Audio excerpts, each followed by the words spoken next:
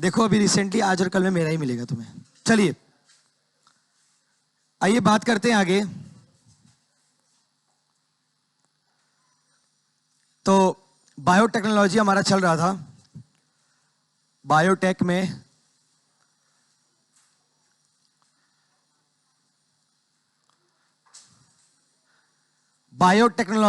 हम आगे बढ़ाते हैं अपने चर्चा को। आगे थोड़ी बातें करते हैं। एक बार ध्यान दें और समझे जरा और सुने लेक्चर को, बड़ी ध्यान से समझेंगे। लास्ट क्लास में हमने बताया था एक बड़ी ही इंपॉर्टेंट बात, जीन क्लोनिंग अगर करना चाहते हो, अगर आप जीन क्लोनिंग करना चाहते हो तो आपको 3 चीजों की जरूरत पड़ती है।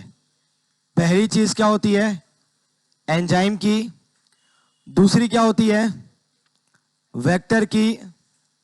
और तीसरी जो चीज होती है वो क्या होती है बच्चा? होस्ट की। ठीक है। और एंजाइम से भी पहले अगर किस चीज की जरूरत पड़ती है तो वो है, मैंने बताया था आपको, एलियन डीएनए, या फिर इसका एक और नाम है बिल्कुल डिजायर्ड डीएनए। इसको आप फॉरेन डीएनए भी बोल सकते हैं। हाँ, रोज रोज वो नया नाम, कल आएंगे तो कुछ और बताएंगे। ठीक है, मतलब ये इनके ही नेम है, desired, gene of interest, alien, foreign, ये सब इनके लिए ही यूज किए जाते हैं। ठीक है। हाँ, अब ये जो एंजाइम है, मैंने आपको एंजाइम के बारे में एक बात बताई थी। आज एंजाइम पे हमें विस्तार चर्चा भी करना है बच्चा लोग। पहला एंजाइम जो हमने डिस्कस किया था वो था रेस्ट्रिक्शन एंजाइम, याद आ रहा है? दूसरा कौन सा एंजाइम था? DNA ligase. अच्छा, इन सबसे पहले तो एक भूल ही गए हम लोग। अच्छा, एक और तीसरा कौन था? हाँ, उससे भी वो भी था, एक था एल्कलाइन फॉस्फेटेज, और लास्ट में डीएनए पोल। हाँ, डीएनए पोल या फिर डीएनए पॉलीमरेज 1। उसके बाद आखिरी में था हमारे पास मिथाइलेज। Very good. तो क्या हमने कल मिथाइलेज और रेस्ट्रिक्शन एंजाइम को लेकर अच्छे से डिस्कशन कर लिया था? याद है? बढ़िया से बताया था हमने आपको। चलिए एक बार और रिवाइज कर लेते हैं फटाफट से, क्विक वे में। हमने कहा था कि रेस्ट्रिक्शन एंजाइम की डिस्कवरी बड़ी ही इत्तेफाक से हुई थी, बोला था क्या? और रेस्ट्रिक्शन एंजाइम जो वो किस फैमिली से बिलोंग करता है? न्यूक्लियेसेस फैमिली से। किससे? न्यूक्लियेसेस। इसके कितने पार्ट होते हैं सर? 2 पार्ट होते हैं। एक होता है रेस्ट्रिक्शन, बोलो बच्चा लोग, एक्सोन्यूक्लियेज, एक्सोन्यूक्लियेजेज, और दूसरा होता है रेस्ट्रिक्शन एंडोन्यूक्लियेजेज। चलो बाबू लोग बताओ, एक्सोन्यूक्लियेजेज कहां कट करता है? Side of the DNA. अगर डीएनए बना हुआ है तो उसके साइड में कट कौन करता है? Restriction exonuclease. और अगर मैं ये बोलूं कि centre of the DNA, centre of the DNA, अगर मैं बोलूं cut centre of the DNA, तो मैं क्या बोलूंगा? Restriction endonuclease. अब मैं अगर डीएनए बना के बताऊं आपको तो थोड़ा ज्यादा फील कर पाओगे आप लोग। जैसे लेट सपोज हमारे पास ये एक डीएनए है, डबल स्टैंडर्ड डीएनए, इस तरीके से हमारे पास है। ठीक है बच्चा, ये हमारे क्या है बीच में इसके? बीपी। बीपी बोले तो बेस पेयर है हमारे, है ना बीच में। अब ये जो बेस पेयर है बच्चे लोग, अब एक बात बताओगे, सुनो मेरी बात। अगर मैं ये कट किसी भी बेस के, लेट सपोज इसको मैं स्ट्रेट करके समझाऊं आपको, यूं समझा दूं तो ये इस तरीके से नजर आएंगे आपको। इसमें अगर कट लगाना आपको, कट आपने यहां लगाया या फिर कट आपने यहां लगाया, तो ये डीएनए का कौन सा एरिया है? साइड एरिया है। तो यहां और यहां कट लगा रहे हो, मतलब आप अल्टीमेटली किसका काम कर रहे हो? फिलहाल में एक्सो यूज कर रहे हो। और अगर आपने कट जो है सेंटर में लगा दिया इस डायरेक्शन में, तो आप किसका काम कर रहे हो बाबू लोग बताओ जरा? एंडो का काम कर रहे हो। तो जहां सेंटर कट होगी वहां बात एंडो की होगी, जहां साइड कट होगी वहां बात एक्सो की होगी। बोलो हाँ या ना? ये बात सिंपल सी थी, बता दिया था हमने। अब ये कटिंग करने का मैकेनिज्म जो था वो कहां से डिस्कवर हुआ था? कौन से बैक्टीरिया में हुआ था? इकोलाई बैक्टीरिया में हुआ था। और इकोलाई बैक्टीरिया को जब हमने देखा था तो किस वायरस के साथ देखा था? बैक्टीरियोफेज। बैक्टीरियोफेज वायरस जो था उसके साथ यहां पे कहानी स्टार्ट हुई थी। अब हुआ क्या था बच्चा, अपने पास ये रहा इकोलाई का बैक्टीरिया, ये है इकोलाई, ठीक है, ये इकोलाई अपने पास, ठीक है भाई। अब देखो जरा क्या कहानी क्या है।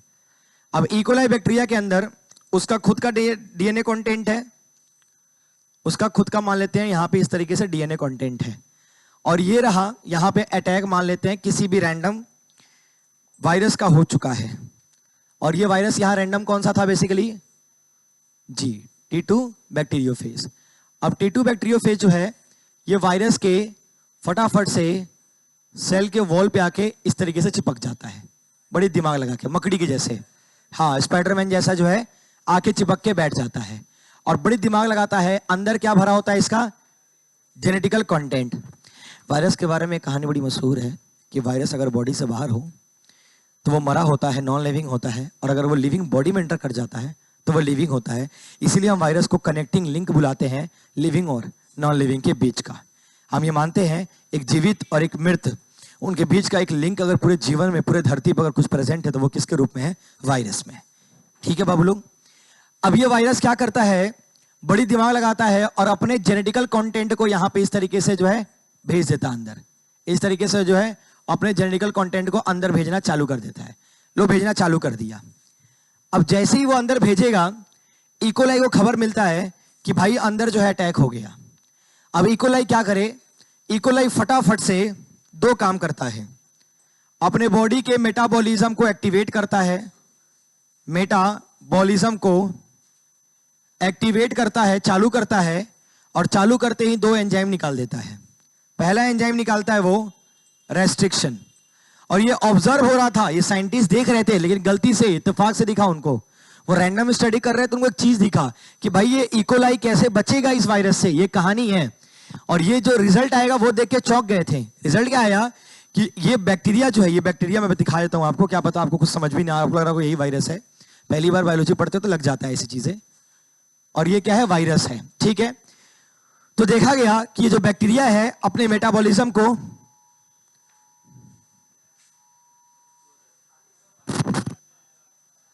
सुनो, ये मेटाबॉलिज्म जो है, कितना खुश हो जाता है सब, पता नहीं क्या हो गया है।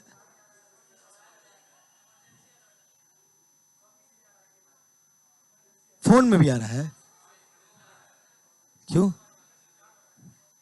क्या लिख रहा है उस पे, क्लास के टाइम पे ही।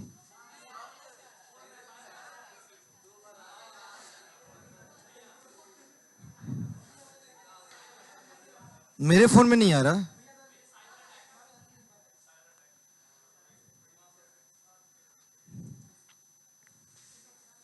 मेरे पास तो कोई ऐसा अटैक नहीं आ रहा। अच्छा एक सेकेंड अच्छा देखो, तो मेटाबॉलिज्म क्या हो जाएगा बाबू लोग, एक्टिवेट हो जाएगा। तो मेटाबॉलिज्म एक्टिवेट होते ही, सुनो ना, अच्छा क्या करोगे अब उससे, फॉरवर्ड कर रहे हो किसी को, तो देखो समझे, सुनो समझना। तो रेस्ट्रिक्शन एंजाइम को क्या कर देगा, एक्टिवेट कर देगा, और इसी समय पे किसको एक्टिवेट कर देगा, बताओ सब, मिथाइलेज को एक्टिवेट कर देगा, ठीक है, हाँ डायरेक्ट। तो रेस्ट्रिक्शन एंजाइम पहले एक्टिवेट करेगा, और फिर हालांकि इससे पहले किसको एक्टिवेट करेगा, मिथाइलेज को पहले। तो लिख देता हूं ये चीज, प्राइमरी एक्टिवेशन किसका होगा, डीएनए मिथाइलेज का प्राइमरी एक्टिवेशन, और सेकेंडरी एक्टिवेशन किसका होगा बाबू लोग, रेस्ट्रिक्शन एंजाइम का। अब जरा समझो क्यों किया। इकोलाई को पता चला, ऋषभ तुमको पढ़ाई छोड़ के सब में मन बहुत लगता है, इधर ध्यान दो। देखो होता क्या बच्चा, इकोलाई को खबर मिली कि उसके ऊपर वायरस का अटैक हुआ है, ये वायरस उसको मार देगा।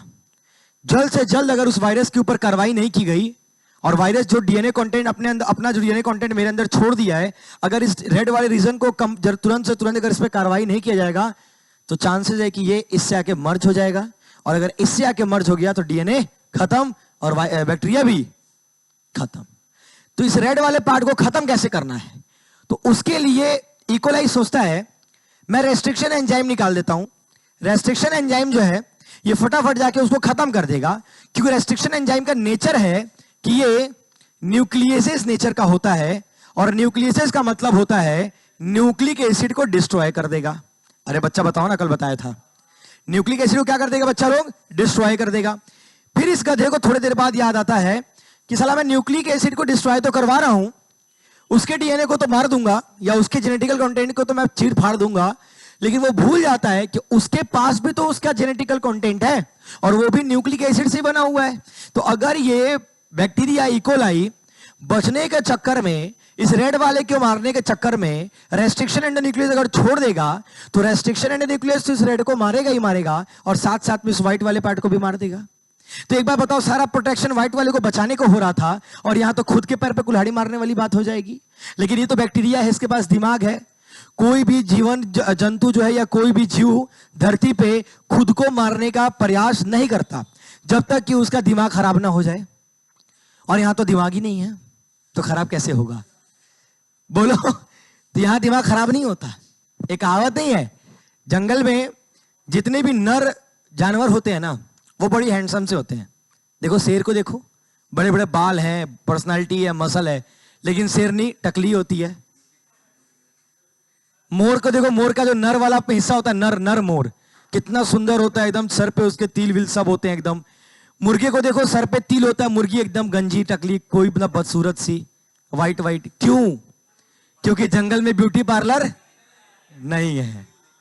अगर जंगल में ब्यूटी पार्लर होता तो महिलाएं वहां भी सुंदर लग रही होती। समझ रहे हो? No offence but it's true. ठीक है क्या मोहित? सही बात है कि नहीं बात है? जंगल में फिर चलो, तो रेस्ट्रिक्शन एंडोन्यूक्लियस क्या करेगा? हाँ, तो इसको भेजने के बाद इसको रियलाइज होता है यार ये तो खुद के पैर पे कुल्हाड़ी मारने जैसी बात हो जाएगी। तो ऐसा करता हूं, किसको भेज देता हूं? मिथाइलेस को। अब मिथाइलेस क्या करेगा? फटाफट से निकलेगा और उसके जेनेटिकल कंटेंट को क्या कर देगा बच्चा? प्रोटेक्ट कर देगा। मतलब तुरंत आके इसको क्या कर देगा? शील्ड कर देगा। इसको चारों तरफ से घेर लेगा। किसको? इसके वाले डीएनए कंटेंट को। हाँ, अपना वाला खुद को। इन्हें की उल्टा सोच लो सब कि इसको शील्ड कर देगा और अपना वाला खोल देगा। अगले ही सेकंड में बैक्टीरिया हाँ है नहीं, चला जाएगा वो, है ना? तो बेटा अपने वाले कंटेंट को क्या कर देगा? शील्ड कर देगा। अरे वो पावर रेंजर्स देखते थे बचपन में? पावर रेंजर्स क्या होता था?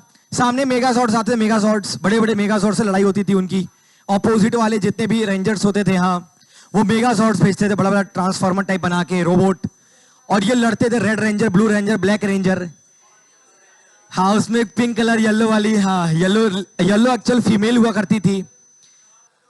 अब उसमें क्या होता था कि जो रेंजर्स होते थे जब उन पे हमला होता था तो सबसे पहले वो अपने को शील्ड कर लेते थे, ऐसे करके। पावर रेंजर्स, पावर थंडर, ऐसे करके कुछ करके तो अपने को शील्ड कर लेते थे।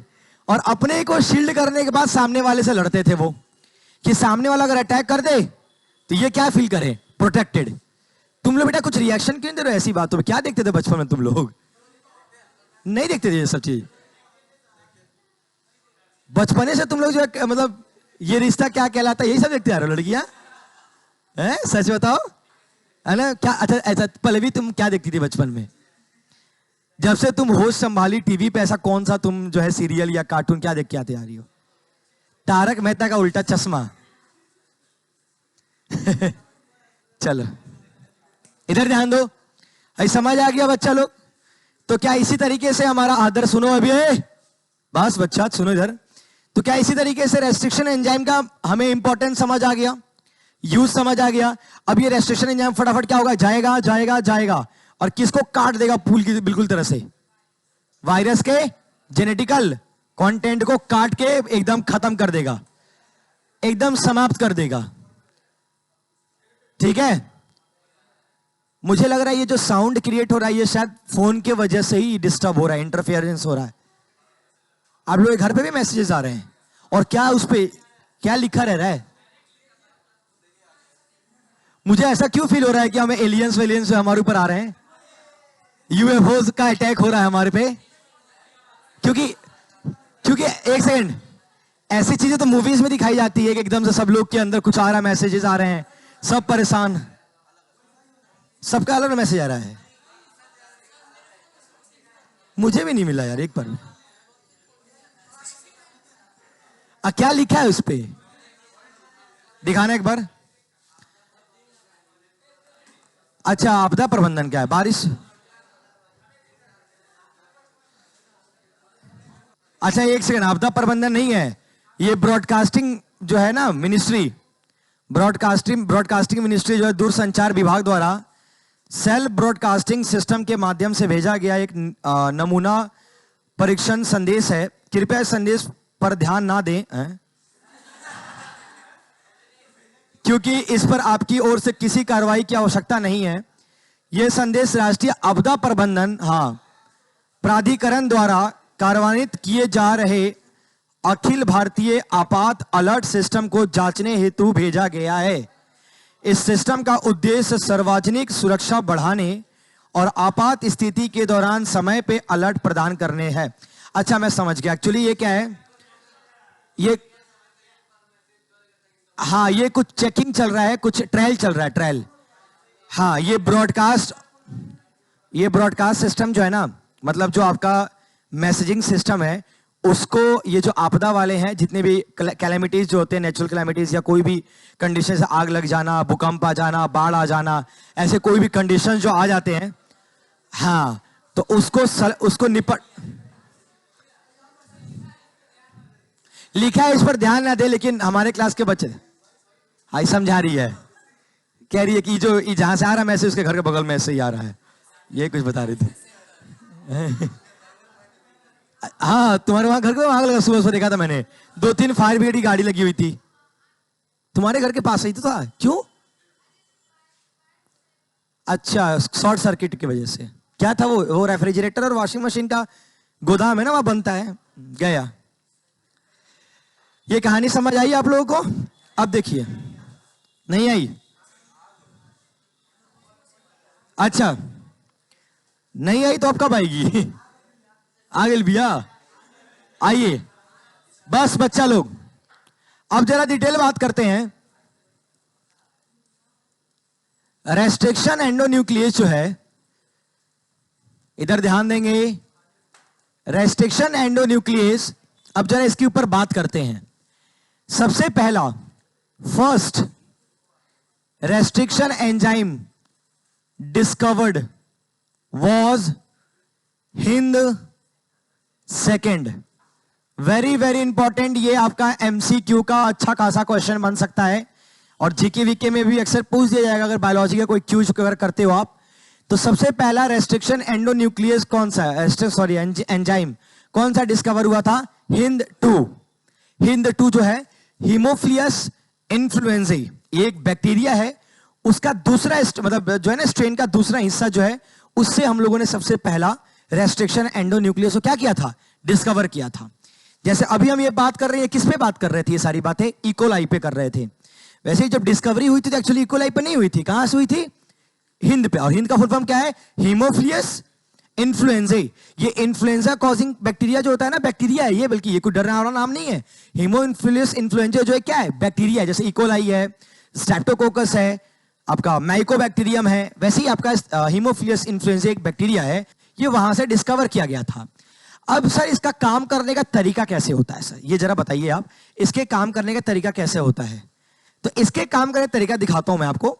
हम यहां पे एग्जांपल लेके चल रहे हैं इको R1 का, जो एनसीईआरटी में भी गिवन है। इको R1, अब ये क्या चीज है पहले ये समझते हैं। देखो इसका काम समझते हैं, बाद में इसके नोमेनक्लेचर को सिखाऊंगा, ठीक है भाई? इधर देखो पहले क्या है इको 1 का मतलब, यहां पे कि हम किसकी बात कर रहे हैं? एक्चुअल में इकोलाई बैक्टीरिया की बात कर रहे हैं। अब इकोलाई बैक्टीरिया कैसे, देखो अब यहां से हमने क्या किया, रेस्ट्रिक्शन एंजाइम को निकाल लिया। अब थोड़ा यहां पेचीदा चीज है, थोड़ा कंफ्यूजन हो सकता है आपको, और आप जिस लेवल का आपका माइंड सेट है बेटा, होता बहुत कंफ्यूजन हो जाएगा आपको, लेकिन सुने ध्यान से, अगर सुनो तो नहीं दिक्कत होगा जी। इधर ध्यान दो, तो इको R1 से क्या निकाला गया? हमने निकाला रेस्ट्रिक्शन एंजाइम निकाला। हम निकालना शुरू कर रहे हैं क्योंकि हमें पता है कि अपने को बैक्टीरिया से ही मिल सकता है, क्योंकि बैक्टीरिया जिसे रखता है अपने बचाव के लिए, तो हमने यहां से निकालना स्टार्ट कर दिया, ठीक है? अब जो रेस्ट्रिक्शन एंजाइम निकाला हमने बच्चा, वो इको R1 का स्पेशली काम करता है एक तरीके से। ऐसा नहीं कि तुम कहीं भी कट कर सकते हो, कट करने का एक तरीका होता है। बेटा एक बात बताओ, तुम किसी भी चीज को जब कट करते हो तो उसके पीछे कारण होता है कि मुझे यहीं से ये चीज को काटना है, मुझे यहीं से इस चीज को जो है कट करके शेप में कन्वर्ट करना है। जब दर्जी एक कपड़ा काटता है तो ऐसा तो नहीं है बेटा कि आप उसको नया कपड़ा जाके दे दो और वो बीचे बीचे काट के फाड़ दिया, नहीं ना, ऐसा तो नहीं करता। उसको पता है कि उसको कहां से कट करना है, किधर से कट करना है, उसको उस चीज का अच्छे से जानकारी होता है। तो कट करने का भी एक अपना तहजीब होता है, एक तरीका होता है। जिंदगी में काटने का भी एक तरीका होता है। आप कभी भी किसी को भी कैसे भी नहीं काट सकते, एक काटने का तहजीब होता है, एक डिसिप्लिन तरीके से किसी का भी काटो बेटा, ठीक है। तुम बड़ी हंस रहे हो, तुम किस काटने की बात सोच रहे हो? यहां हम सोच रहे हैं एंजाइम डीएनए सीक्वेंस को काटता है, लेकिन तुम्हें तो इस काटने से फर्क नहीं पड़ा ना। देखो इसको, आयुष को देखो, कहां कटा है बेटा आपका, है ना। ये शब्द जो है ये मर्यादित शब्द नहीं है, लेकिन बायोलॉजी में मर्यादित इस वजह से है क्योंकि बायोलॉजी में ये साफ साफ कट गया है। क्या बोल रहा है ये किशन? ये तो दुख की बात है। So sad Kishan. पढ़ाइए ना, क्या तेरी बात आई तो पढ़ाइए ना, बाकी को बातें बड़ी स्वाद लेते हो, हैं? इधर ध्यान दो।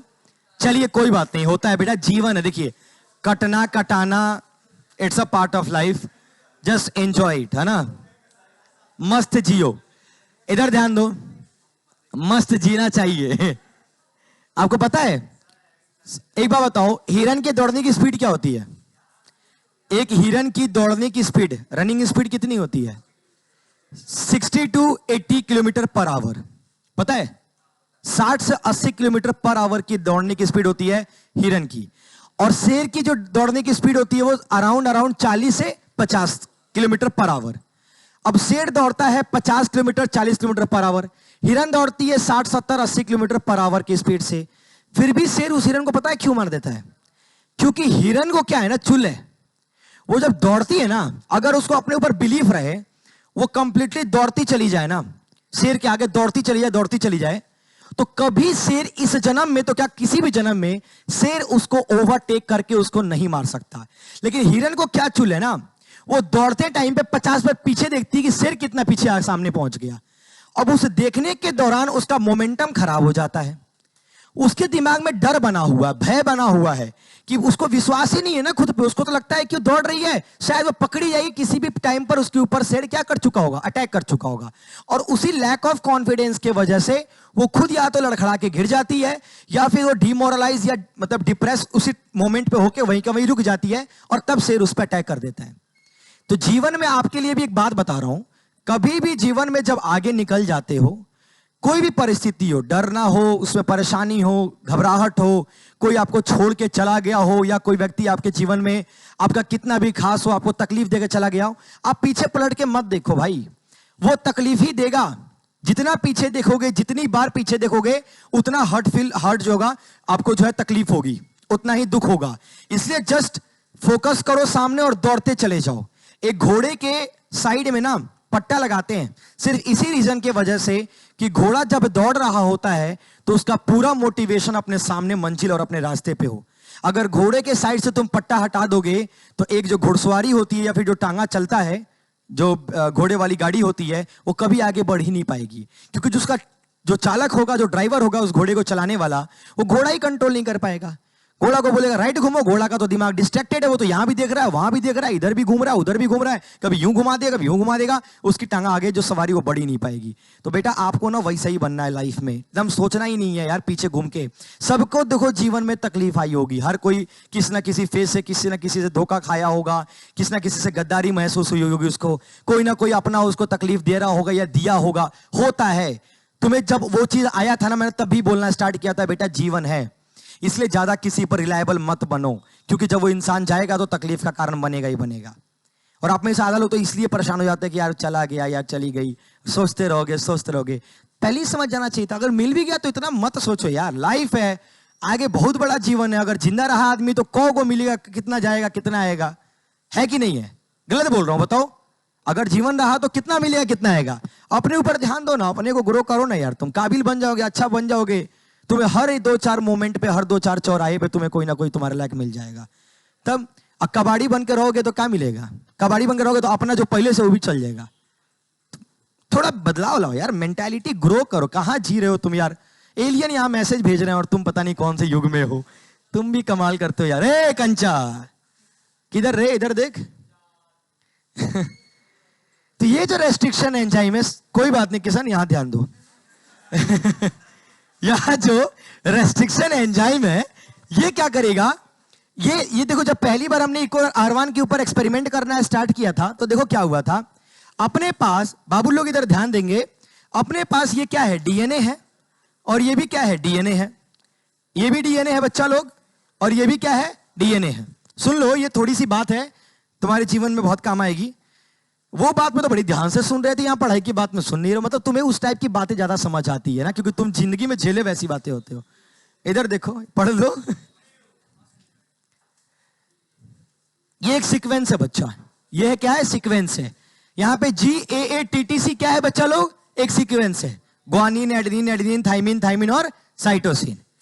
अब ये अच्छा सर, आप बोलो सर ये क्या पीछे बना रखा है पूंछ जैसा? बच्चे ये पूरा डीएनए है। ये पूरा क्या है? डीएनए है। अब थोड़ा मैं यूं कर देता हूं आपके रिलायबिलिटी के लिए, थोड़ा सा समझ जाओगे। ये पतला मैंने क्यों कर, आप समझ गए होगे। ये भी डीएनए, एक्चुअली मैंने इसके ऊपर कोड लिखा है क्योंकि इस कोड को समझाना है आपको। इस वजह से जो है मैंने इस तरीके से यहाँ पे काम किया था। अब बताओ लोग मुझे, अगर मैं इसका कॉम्प्लीमेंट्री बनाऊंगा तो जी का कॉम्प्लीमेंट्री क्या करूंगा बच्चा? C। यहां क्या करूंगा? T, A और ये G। हाँ या ना बोलो बच्चा लोग। अब ये जो साइट है ना, इस साइट को मैं बोलूंगा रिकॉग्नाइजेशन साइट। क्या बोलूंगा? Recognization site. मतलब यह है कि अपना जो रेस्ट्रिक्शन एंजाइम है इको R1 का, वो हर जगह पे कट नहीं लगा सकता है। वो हर जगह पे कट नहीं लगा सकता है। अच्छा, इस सीक्वेंस को हम क्या बोलते हैं? आप एक बार देखो जरा, इस सीक्वेंस में एक खास बात है। दाएं से बाएं पढ़ रहे हो और यहां से दाएं से बाएं पढ़ो, बाएं से दाएं, तो आपको ये सेम ही फील हो रहा होगा। देखो ना, GATTC और वहां पे GAATTC। इस सीक्वेंस को हम क्या बोलते हैं? ऐसे सीक्वेंस को पैलिंड्रोमिक सीक्वेंस। क्या बोलते हैं बच्चा लोग? Palindromic sequence. कोई पूछेगा पैलिंड्रोमिक सीक्वेंस क्या होता है, तो इसको ही बोलते हैं पैलिंड्रोमिक सीक्वेंस। जैसे कोई इंग्लिश का वर्ड देख लो भाई, जैसे हमारे पास एक इंग्लिश का वर्ड होता है मॉम। मॉम देख लो भाई, मॉम देखो, मॉम को दाएं से बाएं पढ़ो मॉम ही पढ़ेगी, और बाएं से दाएं पढ़ो फिर भी मॉम ही पढ़ोगी। इसके रिफ्लेक्शन को देखो तो भी मॉम ही दिखेगा। नहीं, इसके रिफ्लेक्शन में तो वाव दिखेगा, वाव। तो भाई समझ रहे हो मॉम का मतलब वाव क्यों होता है? जिंदगी में मॉम ही वाव है भाई, वाह मम्मी है भाई, काफी है। अब देखो, तो ये चीज है। तो इसको अगर यहां से यहां पढ़ रहे हो और यहां से यहां पढ़ रहे हो, तो सेम अगर कोडिंग आ रही है, सेम रिपीट हो रहा है वो चीज, उसको ही क्या बोलते हैं अपन? पैलिंड्रोमिक। एक एनसीईआरटी एग्जांपल दे रखा है, मलयालम दे रखा है ना, मलयालम। अब देखो, यहां से MALYALAM, यहां से MAL, गबड़ा गया क्या स्पेलिंग हुआ? मलया, अच्छा मलया। आता इतना सारा ए डाल दिया रे स्पेलिंग में, हम तो घबराइए गए। हाँ, MALAYALAM, MALAYALAM, मलयालम, है ना भाई? एक और देख लो, और कुछ दिमाग में। हाँ, मैडम देख लो, मैडम देख लो भाई, देख लो। देखो भाई, ये मेरा स्पेलिंग है, मेरी मर्जी, it's my choice, it's her choice, it's my choice. मैं आज से मैडम यही पढ़ूंगा भाई, तुम लोग भी यही पढ़ना, ठीक है? अपने लोग इतना ही पढ़ते हैं ना, ठीक है भाई? हम सस्ते लोग हैं, हम मैम पढ़ेंगे। देख लो ना, मैम भी वही आ रही हैं। हम डैड पढ़ेंगे, डैड, डैड, ठीक है भाई? ये सारे स्पेलिंग्स क्या है? आपके पैलिंड्रोमिक स्पेलिंग्स हैं। वैसे ही इस सीक्वेंस को क्या बोलोगे? पैलिंड्रोमिक सीक्वेंस बोलोगे। अब होता क्या है बाबू लोग, कमाल की बात सुनो। पहले यहां तक समझ आया कि नहीं आया? कटिंग वटिंग पहले बाद में समझाओ, तो पहले यहां तक क्लियर हुई चीजें। एक काम करो, पहले इस पार्ट को कॉपी करो, फिर मैं आपको स्टिकी और ब्लंट एंड भी समझा देता हूं यहीं की यहीं। कॉपी करो पहले, इसको तो कर ही रखा होगा शायद, है? रुक जाता हूं, पहले फोटो खींच लो इसका, जो भी करना है।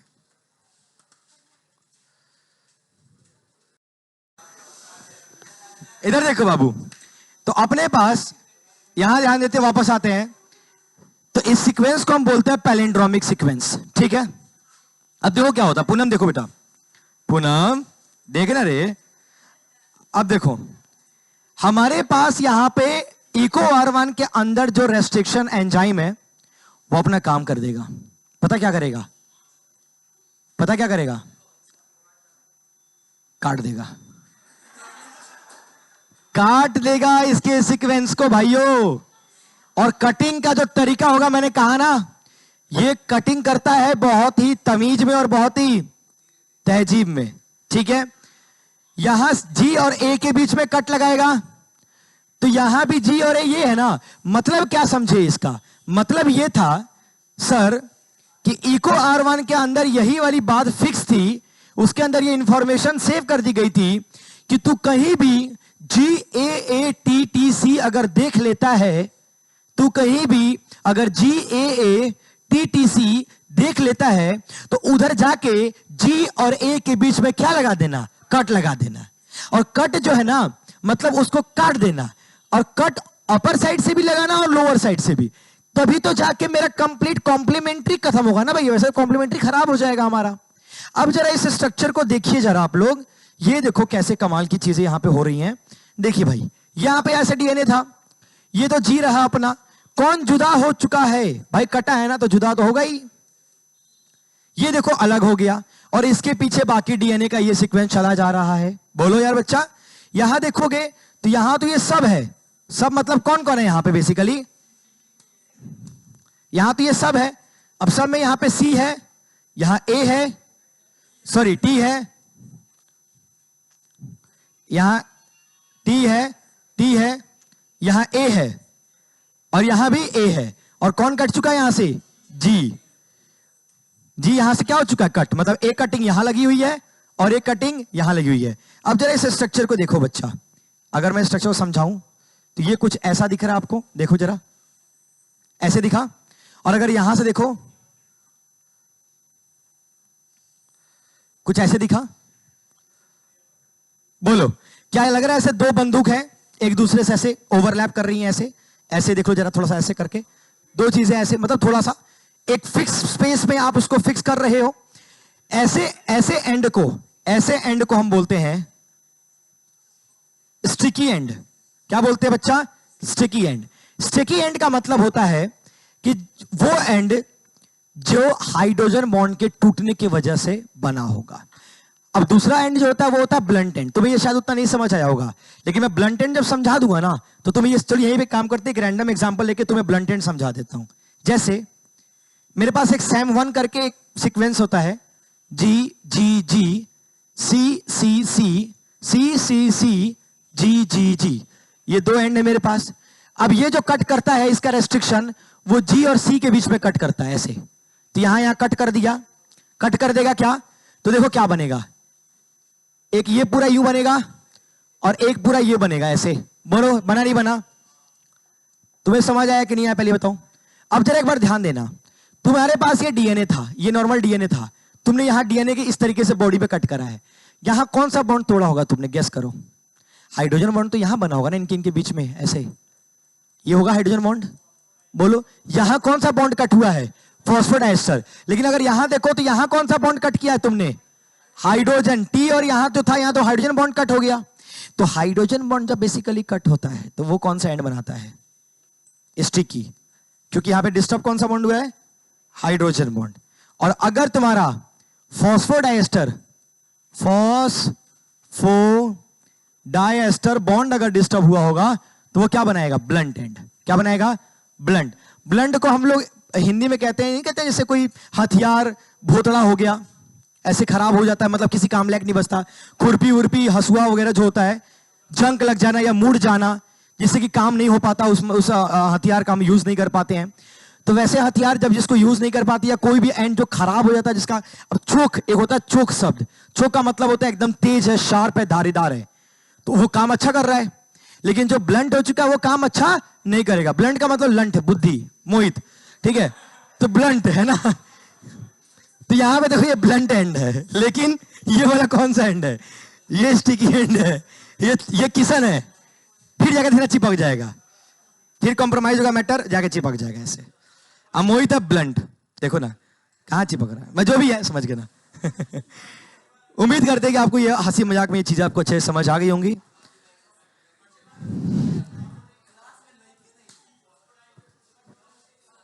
फॉस्फोडाइस्टर यहां पे, यहां तो ये हाइड्रोजन है ना, इसके बीच का बॉन्ड टूट, यहां फॉस्फोडाइस्टर भी है, बेसिकली कौन सा है, हाइड्रोजन है, और वहां सिर्फ दो, हाँ, यहां सिर्फ क्या है, फॉस्फोडाइस्टर है, इसलिए। अरे